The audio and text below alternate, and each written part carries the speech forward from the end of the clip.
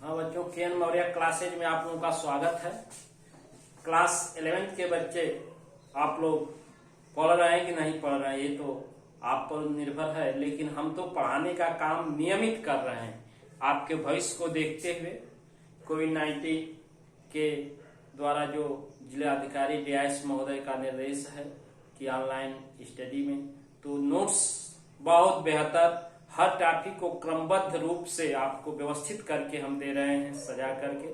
आपको सिर्फ इस वीडियो को देखकर अपने नोटबुक की कॉपी में इसको नोट कर लेना है और फिर रिवीजन करते रहना है। जैसे कि आप का जो भी वीडियो प्रीवियस वीडियो है उसको देखें, नोट्स तैयार करें, प्लेलिस्ट में जाकर वीडियो प्राप्त कर लें। तो बच्चों, कल हम लोग ब्रायोफाइटा में रिप्रोडक्शन जनन पढ़ा गया था। आज पीढ़ी एकांतरण, उस जनन के दौरान हम लोग देखे थे कि दो तरह की पीढ़ियां आपको मिली, एक गैमेटोफाइट युग्मकोद्भिद तो एक स्पोरोफाइट बीजाणुउद्भिद। तो गैमेटोफाइट पर देखे कि बीजाणुउद्भिद आश्रित रहे पूर्ण रूप से रिस्किया ब्रायोफाइटा में और आंशिक रूप से जो है मांस पर। बीजाणुउद्भिद युग्मकोद्भिद पर, स्पोरोफाइट गैमेटोफाइट पर परजीवी रही, पैरासाइट रही। किसके लिए? न्यूट्रिशन, पोषण के लिए, भोजन के लिए ये पैरासाइट है। अब इस पीढ़ी, दोनों पीढ़ियां एकांतर रूप से किस तरह से अल्टरनेट किसी पौधे के जीवन चक्र में आती हैं, इसी को पीढ़ी एकांतरण कहा जाता है। चलिए देखते हैं पीढ़ी एकांतर, alternation of generation. Alternation, alternate होना जनरेशन में, जीवन चक्र में, किसी के जीवन चक्र में अल्टरनेट क्रमबद्ध रूप से कुछ आता है तो कुछ नहीं बच्चों। यही दो जनरेशन पीढ़ियां बीजाणुउद्भिद और युग्मकोद्भिद एक के बाद एक करके आती रहती हैं। जैसे सेक्सुअल रिप्रोडक्शन, लैंगिक जनन के दौरान जब देखते हैं सेक्सुअल रिप्रोडक्शन जनन की वह विधि जिसमें जनन अंगों की आवश्यकता होती है। नर जनन अंग पुधानी और मादा जनन अंग स्त्रीधानी से लैंगिक जनन के दौरान, सेक्सुअल रिप्रोडक्शन के दौरान देखते हैं इन नर और मादा जनन अंगों से अलग अलग नर और मादा युग्मकों का निर्माण होता है, जिसे युग्मक जनन कहते हैं। तो इस गैमेटोफाइट प्लांट जो है युग्मकोद्भिद पौधा, उस पर male gamete, male sex organ से मेल गैमीट और फीमेल सेक्स ऑर्गन से फीमेल गैमीट, नर युग्मक और मादा युग्मक, इसको कहते हैं नर युग्मक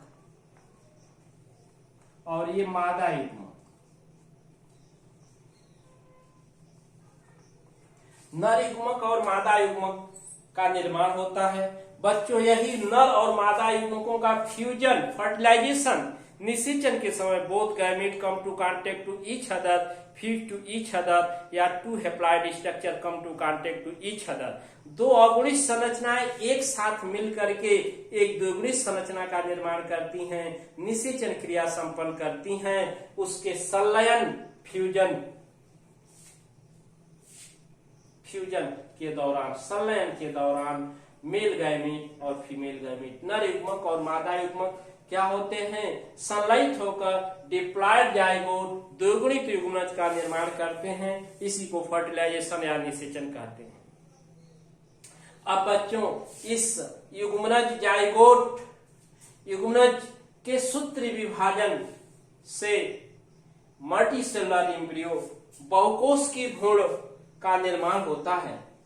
जाइगोट, डिप्लॉयड जाइगोट, द्विगुणित युग्मनज जो होता है, उसके सूत्री विभाजन से बहुकोश की भ्रूण, मल्टीसेलुलर एम्ब्रियो का निर्माण होता है। अब ये मल्टीसेलुलर भ्रूण बन गया, निषेचन के पश्चात जाइगोट बना, जाइगोट से भ्रूण बना।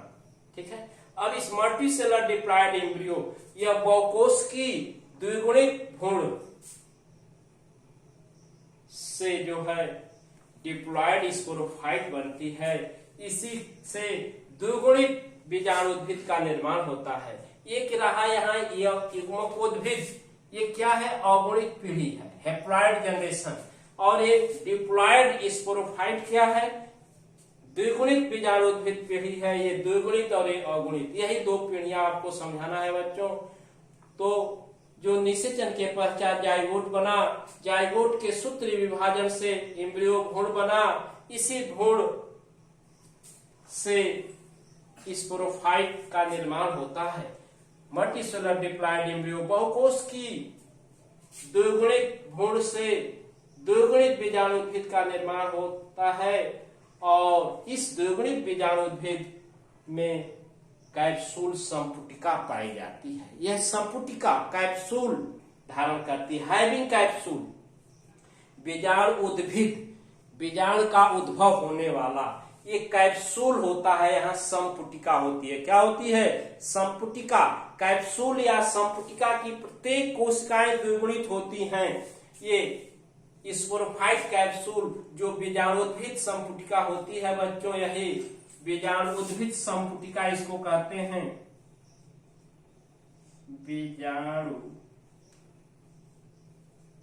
उद्भिद संपुटिका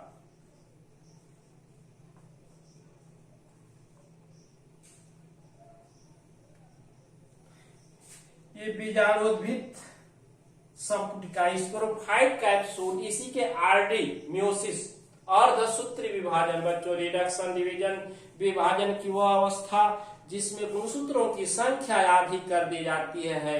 the stage of cell division in which haploid number of chromosome is obtained is known as reduction division. विभाजन की वह प्रावस्था जिसमें गुणसूत्रों की संख्या अधिक कर दी जाती है उसे अर्धसूत्री विभाजन कहते हैं। क्या कहते हैं? अर्धसूत्री। गुणसूत्रों की संख्या अधिक कर दी गई तो रिडक्शन डिवीजन आरडी या मियोसिस इसी को कहते हैं के फलस्वरूप इस कैप्सूल से हैप्लॉइड स्पोर बनते हैं। अगुणित स्पोर क्या बनते हैं बच्चों? अगुणित स्पोर, हैप्लॉइड स्पोर का निर्माण होता है। अगुणित बीजाणु बना लेकिन अगुणित क्यों है? कि असूत्री विभाजन के अंतर्गत इसकी में गुणसूत्रों की संख्या अधिक कर दी गई। और बीजाणु क्या है? Seed like structure but do not real seed. ये बीज जैसी संरचना होती है लेकिन वास्तविक बीज नहीं होती है। ये भी अंकुरित होकर नए पौधे का निर्माण करती है। तो बच्चों, haploid spore take part in process of germination on the favourable condition. जब अनुकूल दशाएं आती हैं तो उसमें अगुणित बीजाणु जो है अंकुरित होकर अंकुरण जर्मिनेशन क्रिया के फलस्वरूप न्यू गैमेटोफाइट प्लांट, यह नया युग्मकोद्भिद पौधे का निर्माण करता है। ये क्या करता है? नया युग्मकोद्भिद पौधा, ये न्यू जो है ये नया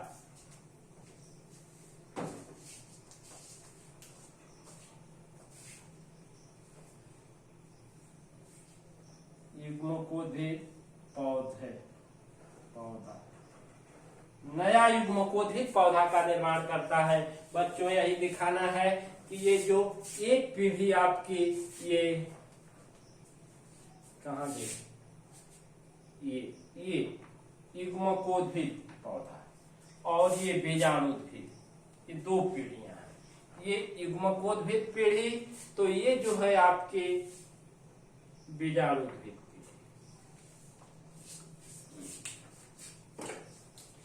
इस तरह से देख रहे हैं कि युग्मकोद्भिद से जो है बीजाणुद्भिद और इस बीजाणुद्भिद से युग्मकोद्भिद पौधे का निर्माण हो जाता है। अर्थात किसी भी पौधे के जीवन चक्र में ये दोनों पीढ़ियां युग्मकोद्भिद और बीजाणुद्भिद अल्टरनेट क्रमबद्ध रूप से आती रहती हैं और उस पौधे का जीवन चक्र पूर्ण होता रहता है। इसी प्रक्रिया को पीढ़ी एकांतरण या अल्टरनेशन ऑफ जनरेशन कहते हैं। बच्चों, एनी प्लांट लाइफ साइकिल, किसी पौधे के जीवन चक्र में गैमेटोफाइट अगुणित युग्मकोद्भिद पीढ़ी तथा स्पोरोफाइट बीजाणुद्भिद द्विगुणित बीजाणुद्भिद के अल्टरनेट आने को, क्रमबद्ध रूप से आने को, एक के बाद एक युग्मकोद्भिद के बाद बीजाणुद्भिद, गैमेटोफाइट के बाद स्पोरोफाइट पीढ़ियां आती हैं अल्टरनेट। इसी आने को अल्टरनेशन ऑफ जनरेशन, पीढ़ी एकांतरण कहते हैं। बच्चों, इसी तरह से फ्यूनेरिया मांस के पौधे में 2 पीढ़ियां पाई जाती हैं, जो है एक युग्मकोद्भिद पीढ़ी और एक बीजाणुद्भिद पीढ़ी। युग्मकोद्भिद पीढ़ी अगुणित होती है, गैमेटोफाइट और बीजाणुद्भिद पीढ़ी द्विगुणित होती है। तो इसको दूसरे रूप में परिभाषित कर सकते हैं। किसी पौधे के जीवन चक्र में जो अगुणित पीढ़ी और द्विगुणित पीढ़ी अल्टरनेट जो है एक दूसरे के बाद क्रमबद्ध रूप से आती रहती हैं, इसी को पीढ़ी एकांतरण कहते हैं।